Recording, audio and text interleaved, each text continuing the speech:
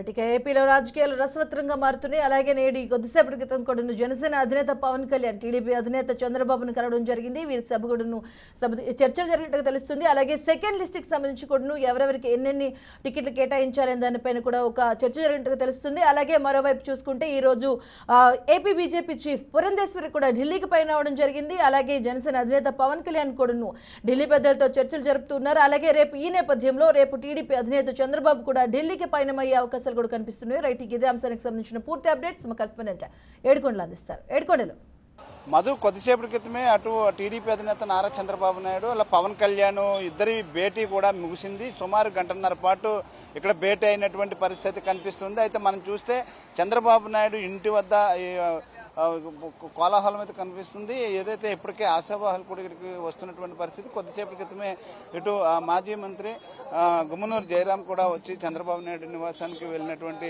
పరిస్థితి కనిపిస్తుంది. అది చూస్తే మనం ఏదైతే చంద్రబాబు నాయుడు ఇంటి దగ్గర ఆ పార్టీ శ్రేణుల కోలాహలం కనిపిస్తుంది. అయితే ముఖ్యంగా ఈరోజు జరిగినటువంటి చంద్రబాబు పవన్ కళ్యాణ్ భేటీకి సంబంధించి ఇప్పటివరకు కూడా ఇంకా పూర్తి వివరాలు రాలేదు. కానీ ఏదైతే ఈరోజు సాయంత్రానికి పవన్ కళ్యాణ్ రేపు ఉదయం చంద్రబాబు నాయుడు ఇద్దరు కూడా ఢిల్లీకి వెళ్ళేటువంటి ఆ పరిస్థితి కనిపిస్తుంది. చంద్రబాబు నాయుడు అటు ఎన్డీఏ కూటమిలో చేరుతారని చెప్పేసి వార్తలు అందుతున్నాయి. అయితే ఇప్పటికే ఇటు తొలి జాబితా విడుదల చేసినటువంటి పార్టీ రెండో జాబితాను కూడా సిద్ధం చేస్తుంది. అయితే రెండో జాబితాకి ముందు ఏదైతే అటు ఢిల్లీకి వెళ్ళి ఢిల్లీలో అటు బీజేపీకి కూటమి కుదిరితే ఎన్ని సీట్లు ఇవ్వాలనే దాని మీద కూడా కసరత్తు అయితే చేసినటువంటి పరిస్థితి. ఈరోజు సుమారు గంటన్నర పాటు ఇక్కడ భేటీ అయినటువంటి చంద్రబాబు అలా పవన్ కళ్యాణ్ కూడా ముఖ్యంగా రెండో జాబితా గురించి కూడా చర్చించారు. అలాగే మరోవైపు చూస్తే ఇటు ఢిల్లీకి వెళ్ళి ఢిల్లీలో రేపు ఎన్డీఏ కూటమిలో చేరేటువంటి అవకాశం ఉన్నట్లుగా తెలుస్తుంది. అయితే దీనికి సంబంధించి ఇప్పటికే బీజేపీ అధ్యక్షురాలు పురంధరేశ్వరి ఢిల్లీకి ఈరోజు ఉదయాన్నే బయలుదేరి వెళ్లారు. ఇప్పటికే బీజేపీ కూడా టీడీపీతో కూటమి కుదిరితే ఆ రాష్ట్రంలో మరింత పుంజుకోవచ్చని, భవిష్యత్తు రాజకీయాల్లో కూడా టీడీపీ దోహదపడుతుందనేది ఇప్పుడు ఆ పార్టీ భావిస్తుంది. అయితే ముఖ్యంగా ఈరోజు చంద్రబాబు నాయుడు పవన్ కళ్యాణ్ భేటీలకు సంబంధించి రాబోయేటువంటి ఎన్నికల్లో ఎన్డీఏ కూటమిలో చేరి ఎన్డీఏ కూటమి నుంచి అంటే బీజేపీకి ఎన్ని స్థానాలు కేటాయించాలనే దాని మీద కూడా సుదీర్ఘంగా చర్చ నడిచింది. అయితే వీరిద్దరూ కూడా రేపు ఢిల్లీకి వెళ్ళబోతున్నారని చెప్పేసి తెలుస్తుంది. అయితే ప్రస్తుతానికి ఉండవెల్లిలోని చంద్రబాబు నాయుడు ఇంటి వద్ద ఇటు పార్టీ శ్రేణులు కూడా భారీగా చేరుకుంటూ ఉన్నారు. ఇప్పటికే కొంతమంది ఏదైతే వైసీపీ నుంచి టీడీపీకి వచ్చినటువంటి నాయకులు వీరంతా కూడా చంద్రబాబు నాయుడు కలవడానికి వస్తున్న నేపథ్యంలో ప్రస్తుతం చంద్రబాబు నాయుడు ఇంటి వద్ద అయితే మాత్రం పూర్తిగా కోలాహలం అయితే కనిపిస్తూ ఉంది. అయితే ఇప్పుడు ప్రస్తుతానికి చంద్రబాబు ఏదైతే 94 సీట్లు మొదటి విడతగా కేటాయించడం జరిగింది ప్రకటించారు. అలాగే రెండో జాబితాను సిద్ధం చేస్తున్న నేపథ్యంలో ఇప్పటికే ఆశావాహులు కూడా భారీగా ఉన్న నేపథ్యంలో ఎవరైతే ఇప్పటి వరకు కూడా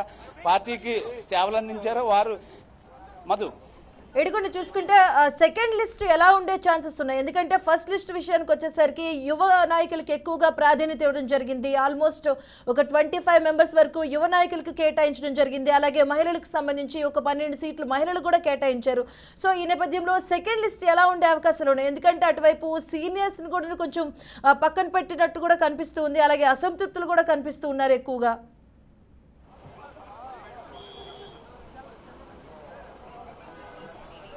అంటే మీరు అన్నట్లు మధు, ఏదైతే సెకండ్ లిస్ట్ మాత్రం చాలా కీలకంగా ఉండబోతుంది. ఇప్పటికే విద్యావేత్తలను అలాగే రిటైర్డ్ ఐఏఎస్లను అలాగే యువ నాయకులను కూడా తీసుకున్నటువంటి టీడీపీ జనసేన ఈసారి రెండో జాబితాను మరింత పదిలమైనటువంటి వ్యక్తులను తీసుకునేందుకు కసరత్తు చేస్తుంది. ముఖ్యంగా ఏదైతే వైసీపీ నుంచి టీడీపీకి జనసేనకు వచ్చినటువంటి అభ్యర్థులు ఎవరైతే ఉన్నారో వారికి సంబంధించి ఏదైతే ఇక్కడ ముఖ్యంగా వారికి ఎక్కడికి సీట్లు కేటాయించాలి, అక్కడ ఉండేటువంటి అసంతృప్తులను ఏ విధంగా పుచ్చగించాలనే దాని మీద పూర్తిగా కసరత్తు చేస్తున్నటువంటి పరిస్థితి కనిపిస్తూ ఉంది. అయితే మొత్తం మీద రాష్ట్ర వ్యాప్తంగా కూడా ఇప్పటికే ఏదైతే అటు జనసేన టీడీపీకి సంబంధించి తమకే సీటు వస్తుందని చెప్పేసి ఇప్పటి వరకు ఎదురు చూసినటువంటి వారంతా కూడా నిరాశ చెందుతున్న నేపథ్యంలో అటు ముఖ్యంగా కాపు సామాజిక వర్గానికి చెందినటువంటి ఓటు బ్యాంకింగ్ చెదిరిపోకుండా అలాగే టీడీపీకి చెందినటువంటి ఓటు బ్యాంకింగ్ చెదిరిపోకుండా పూర్తి స్థాయిలో అన్ని జాగ్రత్తలు తీసుకుంటూ కూడా ఇరు పార్టీలు కూడా కీలకంగా వ్యవహరిస్తున్నాయి. అక్కడ ఉండేటువంటి ఆశావాహులను సీట్ రాక లేకపోయినప్పటికీ కూడా పార్టీకి ఏ విధంగా సేవలు చేయాలి, వారికి భవిష్యత్తులో ఎటువంటి పదవులు ఇవ్వబోతున్నారనే దాని మీద చాలా కూలంకషంగా వారికి వివరించిన తర్వాత మాత్రమే పార్టీ ముందుకు వెళ్లేటువంటి పరిస్థితి కనిపిస్తుంది. ముఖ్యంగా బీజేపీతో కలిసినప్పుడు బీజేపీకి ఇవ్వాల్సినటువంటి స్థానాలు ఇప్పుడు ఏవైతే ఉన్నాయో అవి మరింత జటిలం కాబోతున్నాయి. రెండు పార్టీలకి కూడా ఇప్పటికే ఆశావాహులు ఉన్నారు. వారికి సంబంధించి కొంతమంది ఇంకా ఎదురు చూస్తున్నారు. అంటే సీనియర్లకు ఎక్కడ కూడా ఇంకా సరైన స్థాయిలో ఇప్పుడు కూడా సీట్లు ప్రకటించలేదు. అలాగే తాజాగా చూస్తే మైలవరం ఎమ్మెల్యే ఎవరైతే ఉన్నారో వైసీపీ నుంచి వచ్చినటువంటి వసంత కృష్ణప్రసాద్ కు సీటు ఖరారు అవబోతుందని, అయితే అక్కడ మాజీ మంత్రి దేవినేని ఉమామహేశ్వరరావుకు ఇప్పుడు అతని పరిస్థితి ఏంటనే దాని ఈ విధంగా చూస్తే రాష్ట్ర వ్యాప్తంగా కూడా ఈ పరిస్థితులు అయితే నెలకొన్నాయి. ఈ నేపథ్యంలోనే వీటి మీద పూర్తిగా కసరత్తు చేస్తున్నారు. ఈ రోజు అటు పవన్ కళ్యాణ్ చంద్రబాబు నాయుడు చేరినటువంటి భేటీలో భాగంగా రేపు ఢిల్లీకి వెళ్లిన తర్వాత బీజేపీతో కూటమి తర్వాత ఎలా ఉండబోతుంది అనే దాని మీద కూడా ఈ పూర్తి స్థాయిలో కసరత్తులు అయితే చేసినటువంటి పరిస్థితి కనిపిస్తూ ఉంది. అయితే మొత్తం మీద చూస్తే ఇటు రాష్ట్ర వ్యాప్తంగా కూడా రెండో జాబితా కోసం అని చెప్పేసి ఇప్పటికే అందరూ ఎంతో ఆసక్తిగా ఎదురు చూస్తున్నటువంటి పరిస్థితి కనిపిస్తూ ఉంది. Right, thank you Yedukondalu.